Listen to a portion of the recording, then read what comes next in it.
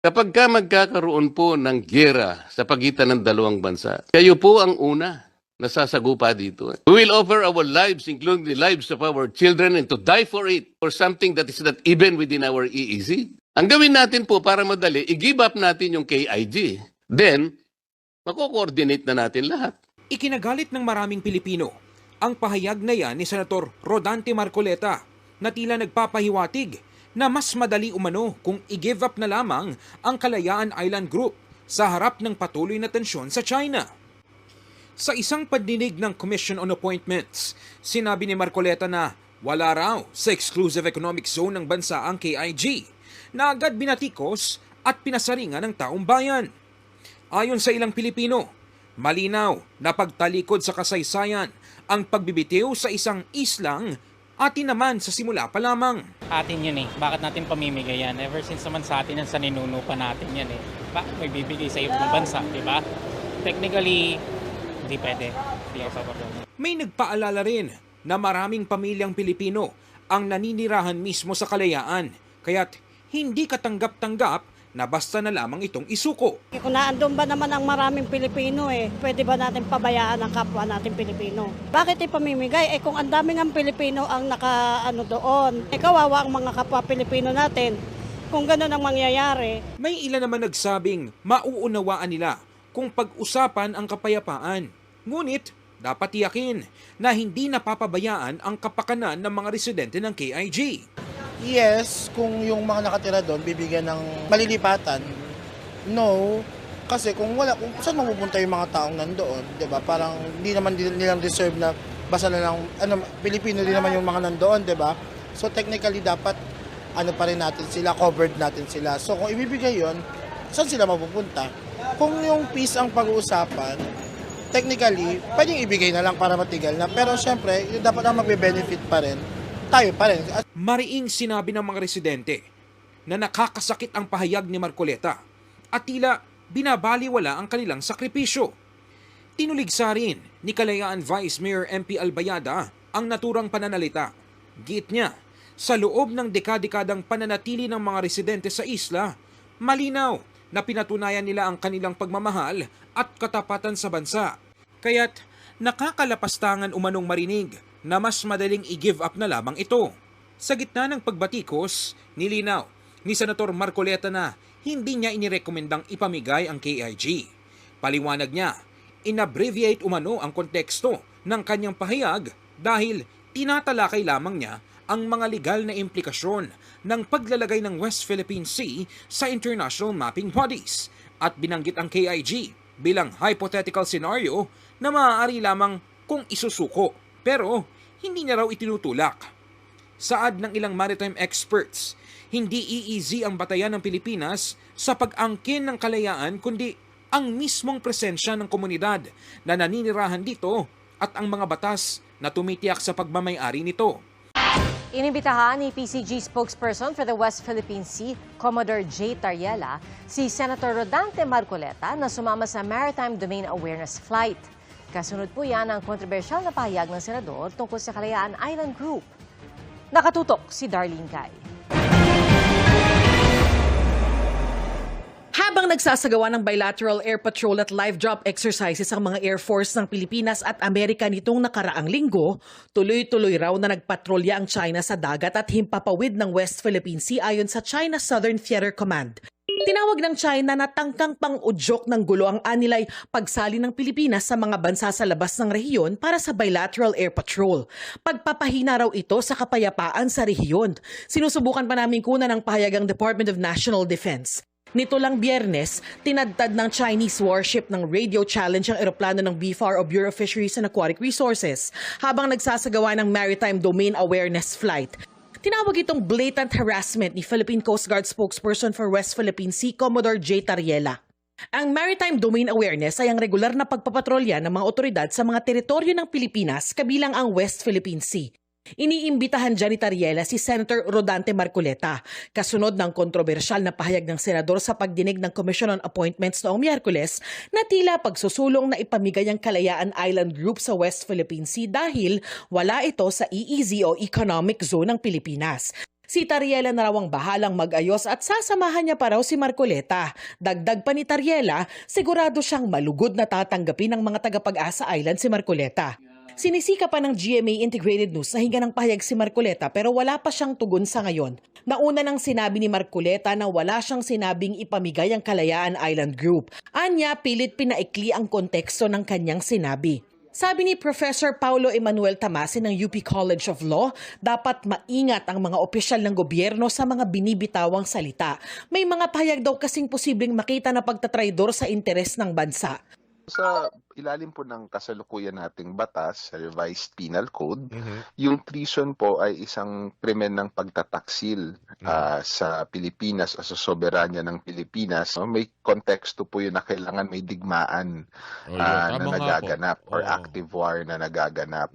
So, posible po na mayroong mga pahayag sa publiko, yung na pwede natin makita na pagtatraidor sa interes ng Pilipinas, hindi po necessarily papasok yun sa kasalukuyang definition ng treason. Para sa GMA Integrated News, Darlene Kai, Nakatutok, 24 Oras. Kaugnay po na payag ng China na nagdudulot ng anyay instability o ang Joint Air Patrol ng Pilipinas kasamang Amerika, nanindigan ng AFP na ang China ang nagdudulot ng instability sa West Philippine Sea na nasa exclusive economic zone ng Pilipinas. Sa isang mensahe sa GMA News Online, sinabi ng Philippine Navy na may maayos na koordinasyon at nasa loob ng EEZ ang bilateral air patrol kasamang mga kalyadong bansa. Illegal din nila ang mga aktibidad ng China sa Baho de Masinloc dahil wala itong basehan sa international law. Sa tagal ng pakikipaglaban ng bansa para sa West Philippine Sea, tila di pa rin matapos-tapos ang iringan. Di lang laban sa dayuhan, kundi sa pagitan na rin ng mga Pilipinong opisyal. Yan ang Agenda Weekend Report ni Francis Polve. Para madali, i-give up natin yung KIG.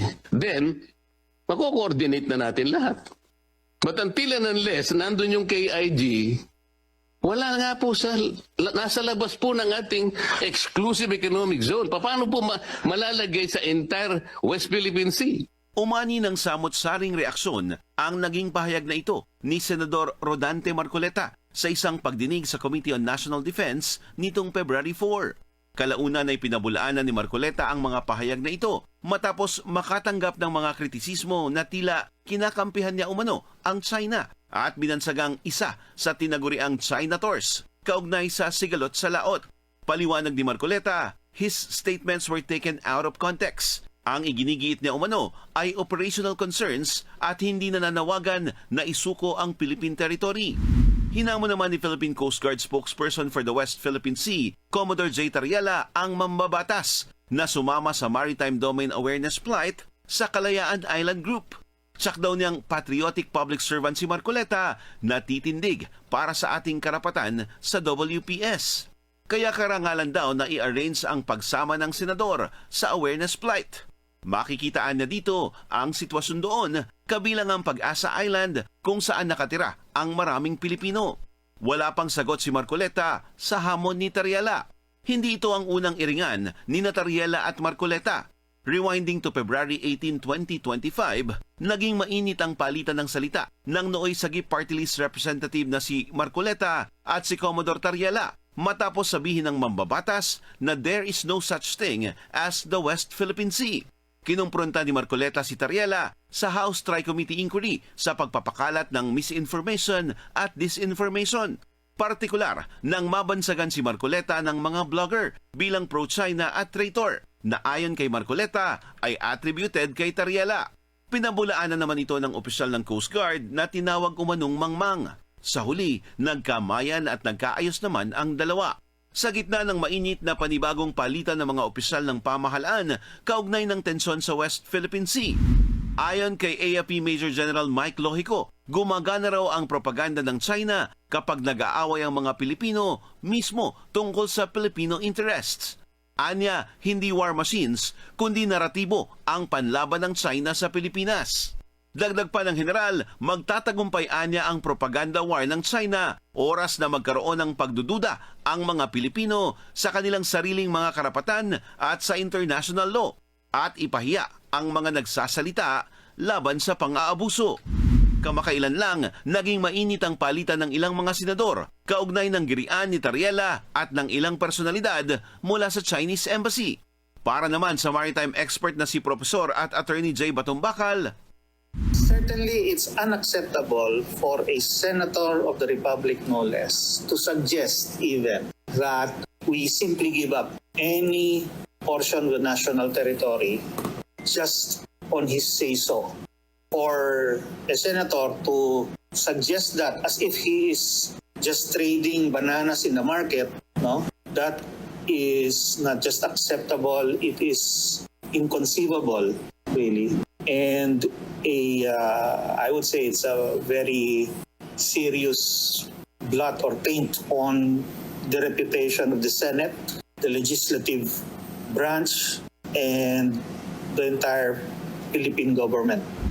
para sa abogado na si Attorney Wilfredo Garrido, imbes na isuko ang KIG, si Marcoleta na lang daw ang isuko sa People's Republic of China. Hindi naman sang-ayon ng kapwa senador na si Senate President Pro Tempore Panfilo Ping Lacson sa sinabi ni Marcoleta na pagsuko sa KIG. Banta raw sa national security ang mga Pilipinong ibinebenta umano ang bansa para sa pansariling interes. Anya, homegrown traitors ang mga ito at karaniwang source ng intelligence information. Giit ng senador, dapat lang ipagtanggol ang karapatan ng Pilipinas sa West Philippine Sea, lalo na sa panggigipit ng mga dayuhan. Ikinalungkot din ni Senador Erwin Tulfo ang sinabi niyang opinyon ni Marcoleta sa pag-surrender sa KIG. Giit ni Tulfo, maraming nagbuwis ng buhay para sa kalayaan natin, kaya nakakahiya para sa sakripisyo nila na sa henerasyong ito ay ganun lang kadaling isusuko na ang teritoryo ng bansa. Maling mindset din daw na isiping maliit lang tayo at kaya tayong durugin ng ibang bansa. Kaya naman may panukala si Tulfo na isama sa kurikulum ng edukasyon ang pag-aaral tungkol sa West Philippine Sea sa lahat ng antas.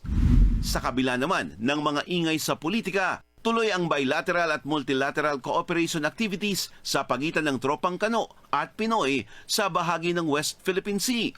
Nitong February 6, nagsagawa ng bilateral bomber air patrol ang Philippine Air Force at US Air Assets sa bahagi ng WPS.